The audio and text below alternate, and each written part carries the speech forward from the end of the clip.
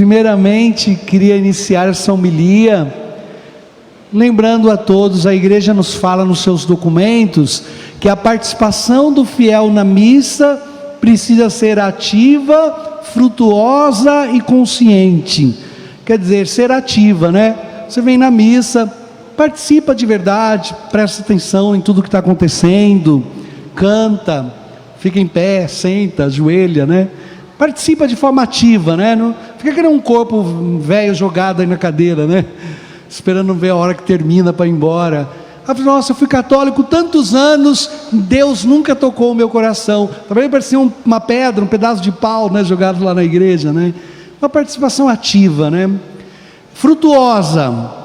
Tem uma certa piedade de verdade. Talvez é o único momento da sua semana que você para rezar. E aí você está diante de Deus, e cada palavra, cada canto, cada resposta precisa sair lá de dentro do teu coração.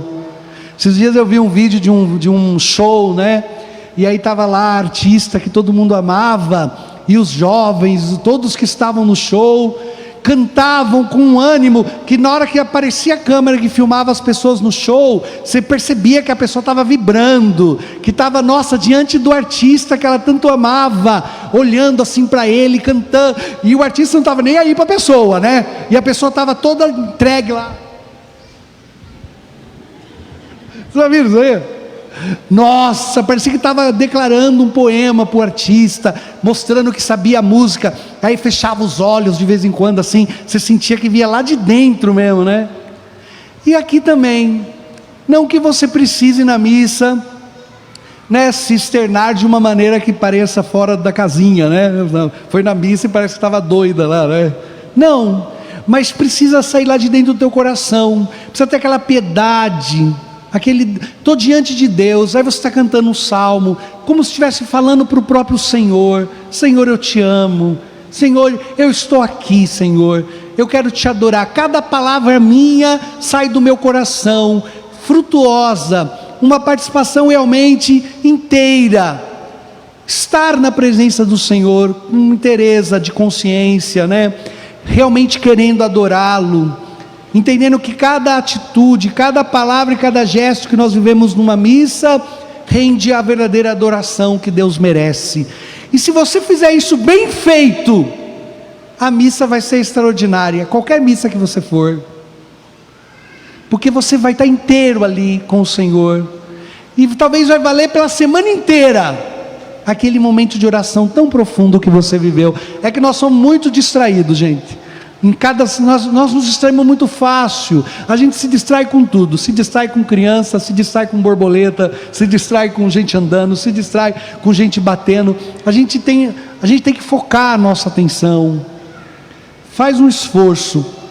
Eu sempre faço isso. Se eu estou rezando e acontece algum barulho lá atrás, alguém que faz algum barulho, cai uma cadeira, eu não olho, ainda que na minha cabeça alguma coisa fala: olha para ver o que aconteceu. Eu não olho, eu continuo firme lá, como se nada tivesse acontecido, porque eu quero forçar a minha atenção a aprender a se concentrar, para a gente poder ser mais frutuoso na nossa participação na missa. E consciente, tem que estudar alguma coisa, o que a missa realmente é, por que tem esses ritos, tem tanta coisa na internet, não é mesmo, gente? Tanta coisa, tanta gente ensinando coisa boa. Aí você perde tempo, lê um livro desse tamanho sobre as crônicas de Nárnia, tá bom, né? Leu tudo sobre o Harry Potter, né? Sabe tudo de time de futebol, tem umas leituras lá, e da sua fé está confiante na sua catequese de quando você tinha 10 anos de idade, nem lembra o nome da catequista. Tem que estudar para ter consciência do que você realmente está participando.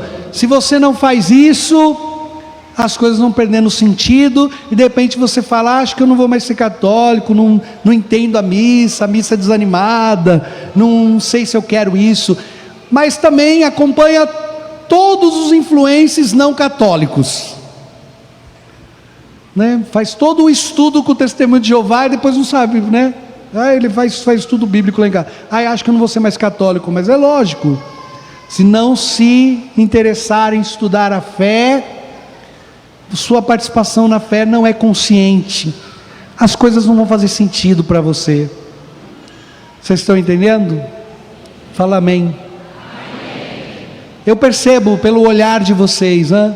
Eu percebo quando alguém está participando da missa de forma frutuosa, ou quando só está sentado esperando acabar. Mas tem um preço. A falta de fervor, a falta desse fervor, tem um preço. Qual é o preço, gente? O abandono da fé. Abandona a fé.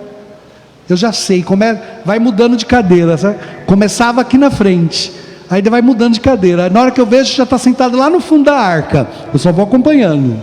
Aí na hora que eu vejo, não está nem mais na arca, né? Porque vai esfriando mesmo. A gente tem que tomar cuidado. Até o padre pode acontecer isso, viu, gente? Se o padre não rezar, até um padre pode acontecer isso. Vai ficando frio, desanimado, vai perdendo amor pelo ministério. Na hora que você vê, o padre está falando tchau e bênção. A gente tem que tomar cuidado da nossa fé. É um dom precioso. Cuide da sua fé. Hoje essa liturgia, eu vou falar bem pouquinho na homilia, 5 minutos. Mas era tanta coisa bonita, e eu comecei a escrever para a homilia ser mais sucinta. Na hora que eu vi, eu tinha escrito 4 páginas. Era para ser sucinto, né? Nossa, tem tanta coisa para falar dessa primeira leitura, desse evangelho. É tão difícil resumir, tantas coisas preciosas. Mas quero resumir para que você tenha algumas pistas de reflexão. Primeiro eu queria dizer assim: que história agonizante de Abraão e de seu filho Isaque. Ele esperou a vida inteira para ter um filho. Na velhice, ele tem esse filho da promessa. Lembre-se que Abraão achava que tinha que fazer um filho com a escrava Agar, já que sua esposa era estéril e nunca tinha dado um filho para ele. Aí ele teve um filho com a escrava, e Deus disse: não, Abraão, eu te disse que daria um filho da tua esposa, não um filho da escrava, não um filho de um pecado. Depois a esposa, a Sara, a esposa de Abraão, briga com Agar e põe ela e o filho para fora. E Ismael e Agar têm que fugir. E depois Deus salva Ismael. Essa é a parte que não estava na leitura. E aí o que aconteceu? Deus cumpre a promessa e dá o filho que tanto Abraão esperava, que é Isaque. Quando Deus pede para Abraão sacrificar Isaque, Isaque já tem entre 25 e 37 anos de idade. Abraão é um homem centenário e vai levar o filho para ser ofertado em sacrifício por ordem de Deus. Ele demora 3 dias para chegar lá no Monte Moriá, onde ia ser o sacrifício, na pedra do sacrifício. Esse Monte Moriá é o mesmo lugar que está construído o templo de Salomão, que Salomão construiu o templo dele, o templo de Jerusalém, que os judeus choram no muro que o templo foi destruído, o muro das lamentações. É o mesmo lugar que foi construído esse templo. Hoje, se você for lá em Israel, no lugar onde tem essa pedra do sacrifício, do Monte Moriá, tem uma mesquita, porque também essa pedra é sagrada para o Islã. Então os judeus estão chorando no muro do templo que foi destruído. Lá em cima onde tem a pedra tem uma mesquita onde tem a pedra sagrada. E este lugar também é sagrado para nós cristãos, porque lá foi onde o pai da fé foi ofertar um sacrifício para Deus. Olha para você ver o lugar sagrado que era esse Monte Moriá. Os padres da igreja dizem o seguinte: lá no Monte Moriá era onde Melquisedeque oferecia sacrifícios para Deus. E lembra que Abraão foi entregar o dízimo para Melquisedeque? E nós cantamos que tu és sacerdote para sempre, segundo a ordem de Melquisedeque. Quando Jesus critica os sacerdotes, é da ordem levítica, de Levi. O sacerdócio de Jesus não é o sacerdócio de Levi, o sacerdócio dos judeus. O sacerdócio de Jesus é da ordem de Melquisedeque, quer dizer, é um sacerdócio mais antigo. E Melquisedeque oferecia no Monte Moriá. Vocês entendem a sacralidade desse monte? Abraão tinha que ir lá ofertar um sacrifício. Só que o sacrifício que Deus pediu para Abraão foi o filho amado dele. Deus disse: você vai levar o teu filho que você tanto ama esse filho que você tanto esperou, esse filho que é o teu filho. Depois da sua velhice, eu te dei uma esperança, te dando esse filho. Disse que ele ia ser o teu herdeiro, que você ia ter uma descendência como as estrelas do céu, mas agora você vai me entregar o teu filho em sacrifício. E Abraão caminhou com esse filho por 3 dias até o Monte Moriá. Você imagina a cabeça de Abraão?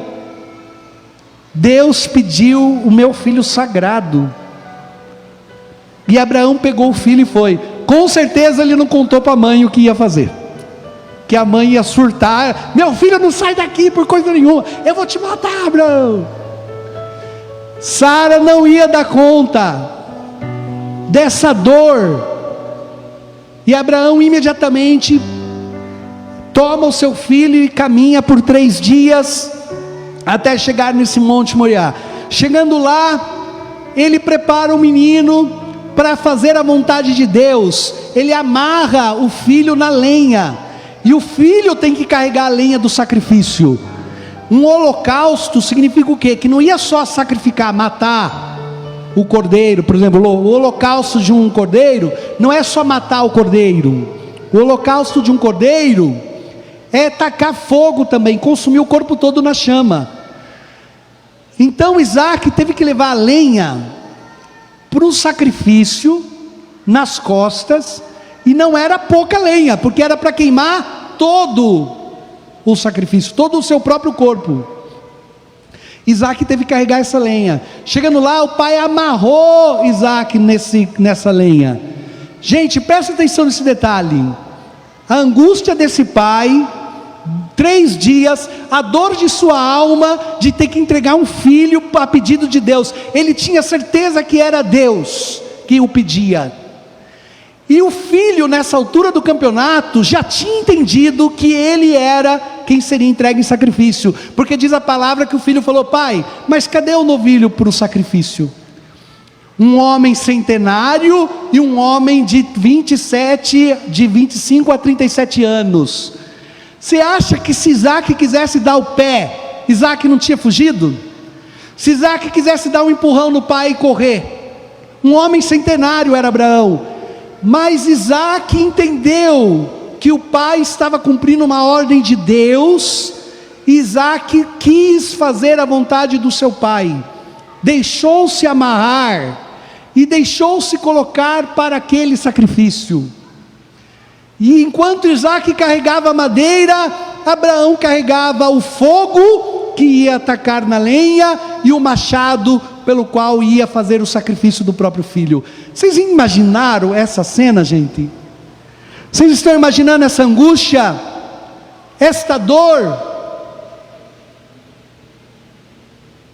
E neste contexto, na hora em que Abraão toma o machado, Deus diz: não, pare, Abraão, eu não quero que você sacrifique o seu filho, que você muito ama, mas eu vi que você me ama de verdade, que você está disposto a fazer a minha vontade. Deus não é a favor do sacrifício humano. O mundo sempre ofereceu aos deuses pagãos o sacrifício humano. As religiões pagãs ofereceram sacrifícios humanos. Deus não é a favor de um sacrifício humano. E por isso Abraão, a palavra Moriá, o Monte Moriá significa o Senhor verá.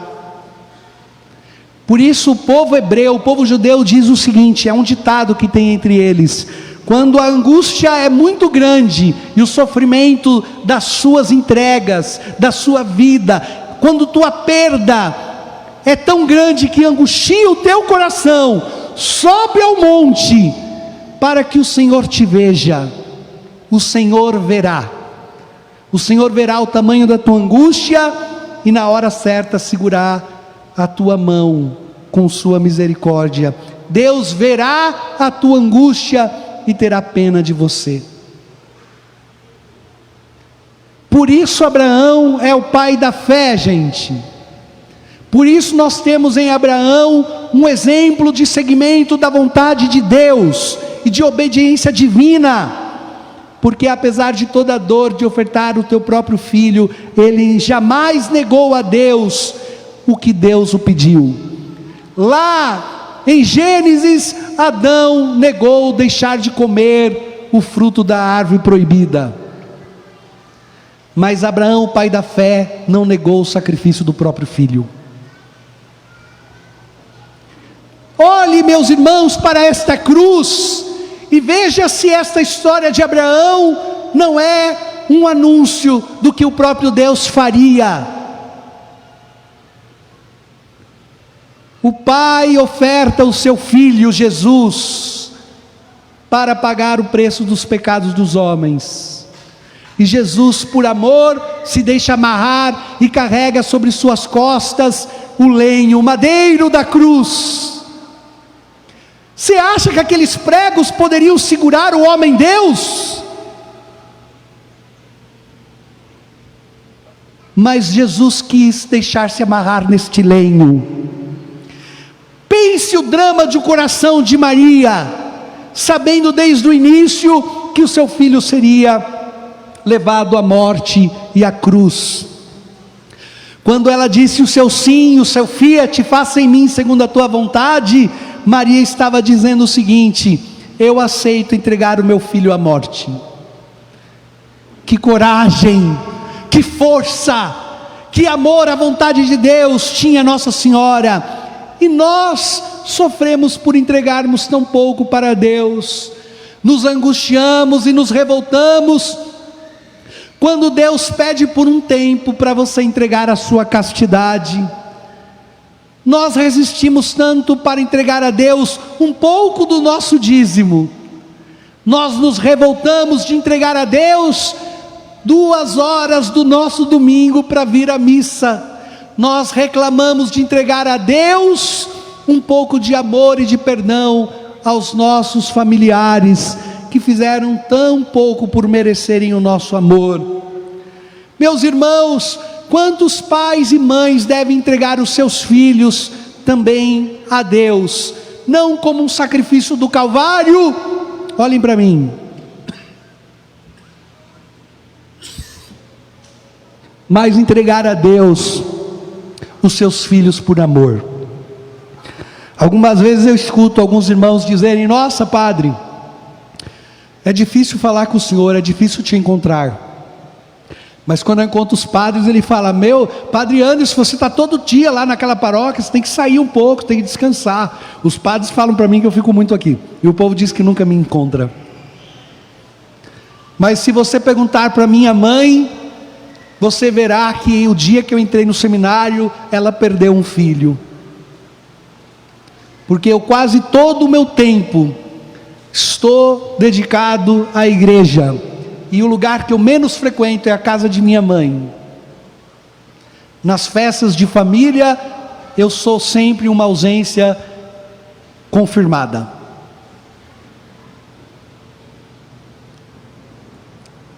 O que você entregou para Deus? O que Deus tem te pedido? E o que você tem entregue para Ele? Qual é o teu Isaac? Qual é a tua paixão, o teu amor, que você tem negado entregar ao Senhor, se Ele lhe pedir? O que tanto lhe assusta, para que a tua fé seja tão forte e capaz de entregar a Deus o amor que Ele deseja receber de você? Algumas vezes Deus nem nos pede tudo, algumas vezes Ele nos pede poucas coisas, mas qualquer incômodo, qualquer dor, qualquer cruz é o suficiente para murmurarmos contra Deus, contra a eternidade e até contra a nossa própria vida. Um pouquinho de sofrimento e já amaldiçoamos o dia em que nascemos. Um pouquinho de cruz e já queremos abandonar o nosso casamento. Um pouquinho de dor. Meus irmãos, quando você dá a Deus aquilo que é único para você, você está dando tudo para Deus. Tenha fé, entregue ao Senhor a tua vontade com obediência, queira viver a vontade de Deus. Hoje mesmo falava com o irmão Paulo, daquele tratado da conformidade com a vontade de Deus, um livro de Santo Afonso Maria Ligório. Vocês estão prestando atenção em mim? Santo Afonso escreve assim nesse livro: quando um homem entende que sua vida não é fruto do acaso, até os sofrimentos que batem à sua porta, ele aceita, sabendo que pode ser uma correção pelos pecados cometidos. Ele sabe que há um Deus vivo, que não te abandonou nunca, e que tem cuidado de cada detalhe da tua vida. Nas alegrias, um Deus que te abençoa, e nos sofrimentos, um Deus como um pai que lhe corrige, mas sempre um Deus presente. O homem que confia que sua vida está nas mãos de Deus, e que deseja uma única coisa, fazer a vontade de Deus, ele não sofre de ansiedade, porque se é a vontade de Deus o que tem me acontecido, para mim isso basta. Veja, meus irmãos, Abraão caminhou 3 dias, e Jesus também ficou sepultado 3 dias. No primeiro dia, ele carrega o fardo da lenha, sem saber como se dará o holocausto, o seu filho Isaque, para lembrar o povo judeu que durante o Antigo Testamento, sem entender os planos de salvação, caminhou no deserto, carregando também os seus fardos.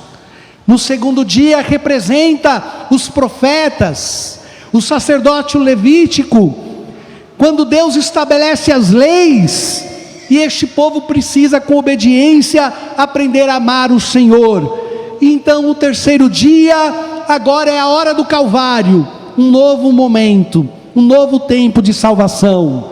Os 3 dias que Abraão caminha com angústia com Isaque, representa para nós também esta história de salvação.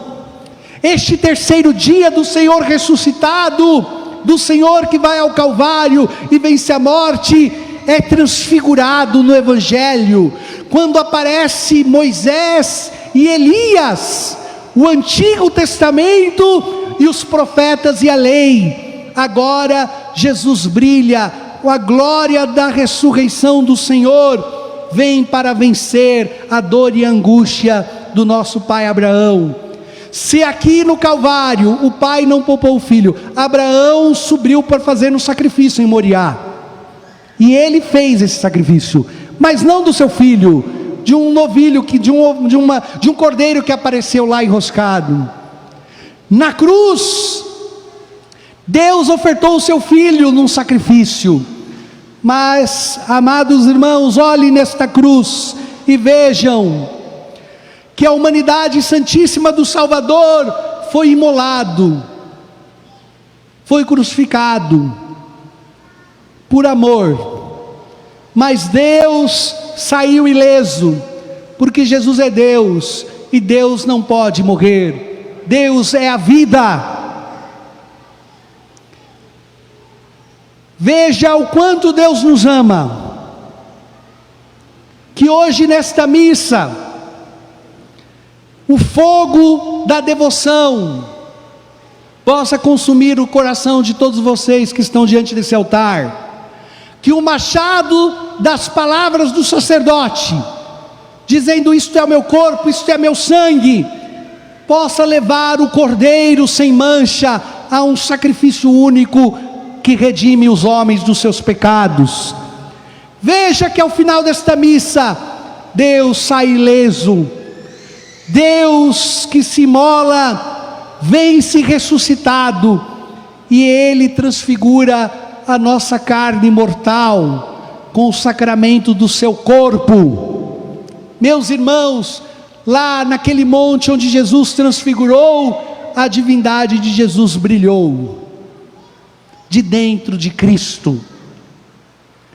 Preste atenção, a transfiguração não foi um milagre, a transfiguração é a realidade de quem Jesus é. Jesus é Deus, e este brilho e esta glória que brilhou no seu corpo, estava escondida na sua humanidade. Vocês prestaram atenção nisso que eu falei? Lá no paraíso, Adão e Eva tinham o brilho da glória de Deus, e o seu corpo era tão brilhante, que eles não enxergavam a própria nudez. Quando eles pecam, o brilho se extingue, e eles se veem nus e sentem vergonha. Quando Jesus transfigura no Monte Tabor, esse brilho é a condição real do Cristo. Escute, igreja, por esta Eucaristia, por esta comunhão, o corpo sacramentado de nosso Senhor entra em você, para que o brilho da glória divina volte a transfigurar o teu coração e tua alma, para que o brilho do Deus que é homem transforme agora o teu corpo num corpo também glorioso, para que a divindade de Cristo comungado seja agora resplandecente, seja humanizado, unido à tua carne, para que o amor do Pai na tua vida, que quer fazer a vontade do Pai, possa também fazê-lo transfigurar e brilhar, como Cristo brilhou um dia também naquele monte.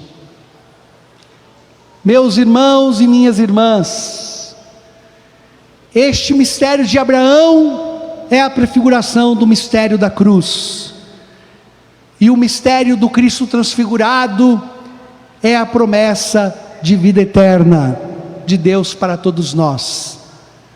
Quem crer e comungar com fé, quem unir sua vida a Cristo e se converter, verá no último dia o resplendor do Senhor vencedor da morte.